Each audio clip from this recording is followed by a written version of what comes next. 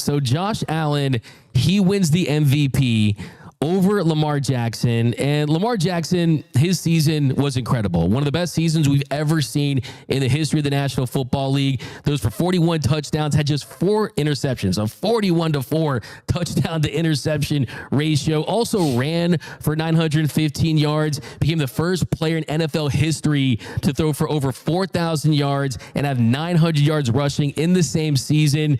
Saquon Barkley, he had a fantastic season, over 2,000 yards rushing, became just the 9th running back to eclipse that 2,000-yard rushing plateau. But I'm here to tell you, why are people freaking out about this level? I think I'm fine with Josh Allen winning the MVP, and I'll tell you why. People are acting like they gave the MVP to Mitch Trubisky, the backup for the Bills. People are acting like they gave it to the water boy. They gave it to Josh Allen. And yes, statistically, the numbers I read off to you speak for themselves. Lamar Jackson, look, I mean, this guy is putting up video game numbers every single season, and I've been fine if he won 3. And sure, there was some voter fatigue. Sure, people don't want to see people win things 3 times in a row. That's why so many people want to see the Chiefs lose. But Josh Allen was the right choice for the MVP, and I'll tell you why. Just look at the talent around him. How many players for the Bills would be starting for the Eagles? Or the Chiefs? How many players for the Bills will be starting for the Ravens?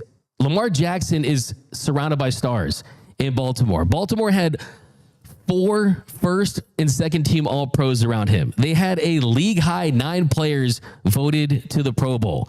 Josh Allen was the only All-Pro player for the Bills, and other than Deion Dawkins, he's the only guy that made a Pro Bowl. So if the letter is V, which player was more valuable to their team's success?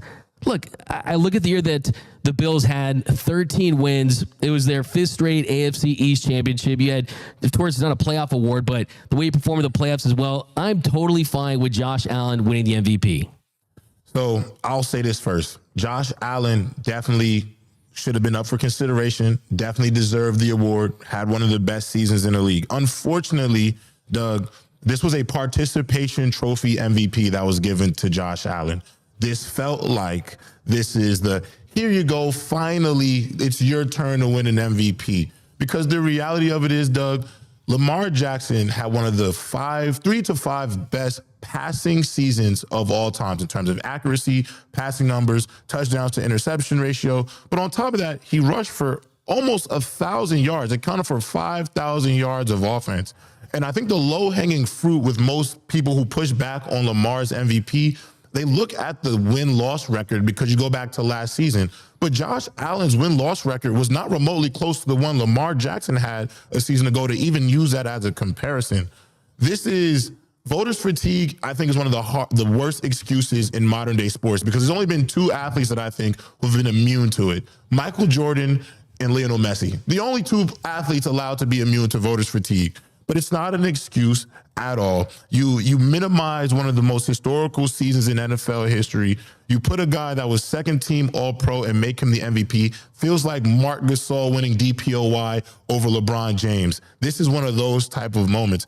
And the reality of it is, in the regular season, Lamar Jackson at his worst never looked like Josh Allen at his worst this season. And look, Doug, I was at the Pro Bowl. James Cook was at that Pro Bowl. One of the 5 best running backs in football this past season.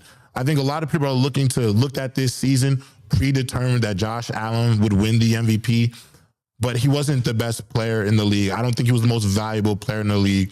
And for the Jim Millers out there who put Lamar Jackson as the 4th place standing in the MVP voting, it shows that there is a bit of bias that way. No, we'll talk about that. I mean, that's ridiculous. Ultimate hateration. That's a guy that sets his alarm extra early so he has more time of the day to hate, right? I mean, to vote that was absolutely asinine and egregious. But kind of getting back to that, I mean, like Khalil Shakir was the leading receiver for the Bills. Mm-hmm. Okay. Lamar Jackson had Derrick Henry and 5 offensive Pro Bowl teammates. Okay. So, I mean, like, I just think that people are like, it was a great season. Don't get me wrong. I mean, the numbers, if you put this side-by-side comparison on the numbers between Josh Allen, it's a wash. It's not even close. I mean, 4,172 yards. Like I said, 41 tutties, 4 interceptions, 915 rushing yards. Josh Allen, 3,731 passing yards, 28 touchdowns, 6 interceptions. That doesn't stack up. Also 531 on the ground, 12 rushing touchdowns.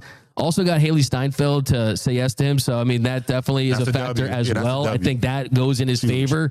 So, look, I'm just saying, like, the MVP award, I mean, you mentioned other sports. I mean, Karl Malone winning over Michael Jordan late in his career because there was some voter fatigue. But if we're going to just do this thing where every year we just give it to the player that has the best counting stats, that I don't think that, like, if Lamar Jackson had Josh Allen's talent on the Bills, does he put up the same numbers to you?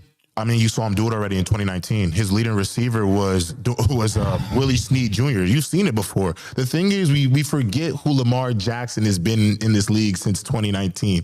He showed you this already. You can't name the wide receiver core in 2019 in the year that he led the league in touchdown passes. Was easily the best player in the league. My issue with this is Lamar Jackson they won the AFC North. The same way Josh Allen won the AFC East, a weak AFC East, might I add. So, I mean, if we're gonna split hairs, I can throw these numbers at you. Baltimore had the 5th hardest offensive schedule in the NFL this year. The Bills had the 7th easiest. So, I mean, we're splitting hairs, but the numbers and the historical impact of this, I mean, this was the Joel Embiid MVP over Nikola Jokic. Hey, look, like I said, I think he's deserving. I have no problem with it. And I think at the end of the day, the big takeaway here is Miller giving him that 4th place vote. I mean, that's just kind of insane when you kind of think about it. But I mean, look, lots of great players in this league this season. I think if Saquon had gone the all-time rushing record, which I think that he should have gotten an opportunity, I would have given it to him. I mean, that would have been my guy just because that's a milestone that we're probably not going to see broken anytime soon. It has happened twice in the history of the NFL where the first team all-pro quarterback didn't win MVP. Happened once in 1987, John Elway, and then 2003, Aaron McNair. So, hey, we'll see what happens next season. I think if I'm a Ravens fan, I'm happy about this because honestly, this is not the award that Lamar Jackson wants. He wants Super Bowl MVP. He wants Lombardi trophy. So, hey, let this feel